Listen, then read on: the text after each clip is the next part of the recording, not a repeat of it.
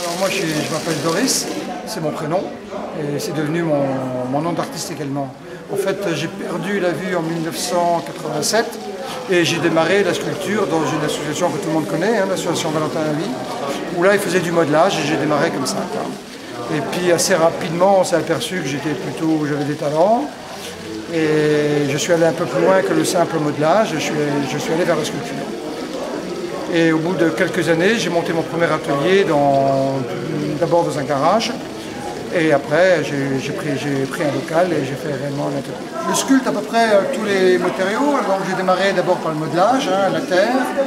Après, je suis allé vers le plâtre. Après, j'ai commencé à tailler dans la masse. Donc j'ai pris des matériaux assez légers à travailler, comme de la mousse de polyuréthane.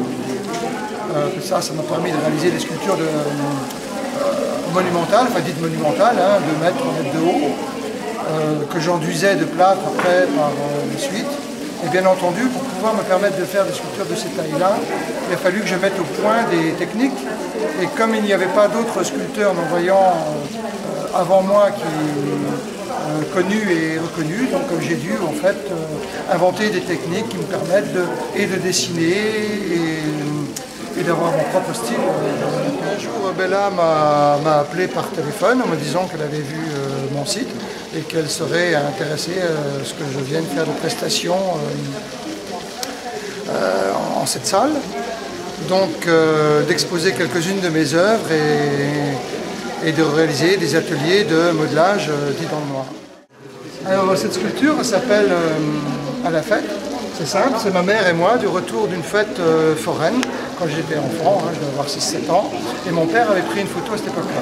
Cette photo-là, je l'avais toujours en tête, et un jour de la fête des mères, cette photo m'est revenue en tête et j'ai décidé de la réaliser. Et j'avais gagné en fait un poisson rouge au tirage, à la ligne. Donc j'ai remis le poisson rouge en inclusion dans un petit sac qui représente l'eau, le poisson intérieur, ma mère et moi-même.